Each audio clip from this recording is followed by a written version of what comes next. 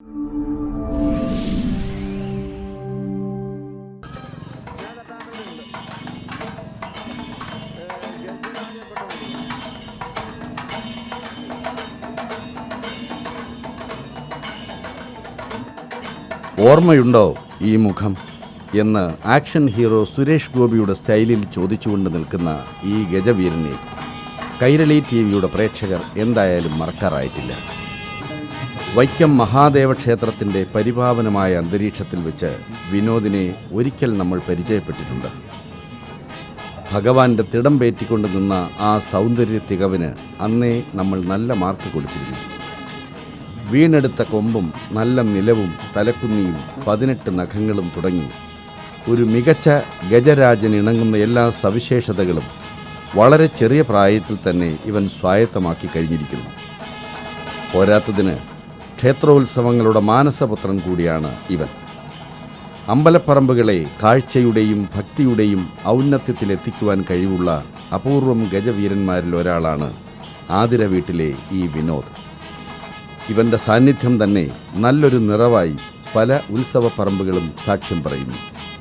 10 വർഷം കൊണ്ട് യാനയെ നേരിട്ടറിയാവുന്ന വ്യക്തി എന്നുള്ള നിലയ്ക്ക് യാന കാഴ്ചയിൽ കേരളത്തിലെ നാടനാനകളുടെ രൂപ സാദൃശ്യമുള്ള ആനയാണ്.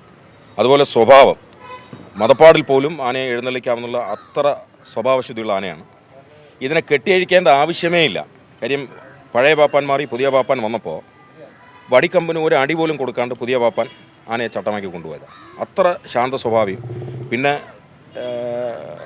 തലയെടുപ്പും പിന്നെ ഒറ്റ നിലവെന്ന് പറയും. ആന എഴുന്നള്ളിച്ച് നിർത്തി കഴിഞ്ഞാൽ ഒറ്റ നിലവിൽ ആന നിൽക്കും. ആനക്കാരൻ വടിക്കമ്പ് കൊണ്ട് പൊക്കേണ്ട ആവശ്യമൊന്നുമില്ല. ഒറ്റ നിലവാണ്. പിന്നെ വീണെടുത്ത കൊമ്പുകളാണ്. എല്ലാ സ്വഭാവവും അഴകും ഒക്കെ ഒത്തിണങ്ങിയ ആനയാണ് ഈ വിനോദ്.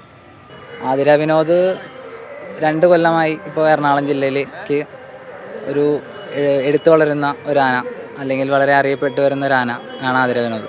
ഇപ്പോൾ എറണാകുളം ജില്ലക്കാർക്ക് കഴിഞ്ഞ കൊല്ലമാണ് ആതിര വിനോദിനെ പരിചയപ്പെടുത്തിയത്.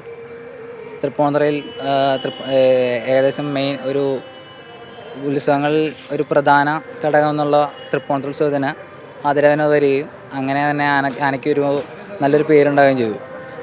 പിന്നെ എറണാകുളം തൃശ്ശൂർ ഭാഗങ്ങളിലേക്ക് ഇനിയും ആതിര വിനോദ് വരണമെന്നാണ് എൻ്റെയും എന്നെപ്പോലുള്ള ആനപ്രേമികളുടെയും ഒരാഗ്രഹം. വിനോദിനെ ഇങ്ങനെ അടുത്തും അകലെയും നിന്ന് സ്നേഹിക്കുന്ന നിരവധി പേർ കേരളത്തിൻ്റെ അങ്ങോളം ഇങ്ങോളമുണ്ട്. ആ സ്നേഹത്തിൻ്റെയും ആദരവിൻ്റെയും അംഗീകാരമായിരുന്നു ആതിര വിനോദിന് ലഭിച്ച ഗജരാജ പട്ടം. ഇക്കഴിഞ്ഞ ജനുവരി മാസം 22-ാം തീയതി ഹരിപ്പാടിന് സമീപമുള്ള കാട്ടുവള്ളിൽ ശ്രീ ധർമ്മശാസ്ത്ര ക്ഷേത്രത്തിൽ വെച്ചാണ് ആതിര വിനോദിനെ ഗജരാജ പട്ടം നൽകി ആദരിച്ചത്. കാട്ടുവള്ളിയിലെ ശ്രീ ധർമ്മശാസ്ത്ര യുവജന സമിതിയുടെ നേതൃത്വത്തിലായിരുന്നു പുരസ്കാരദാന ചടങ്ങുകൾ.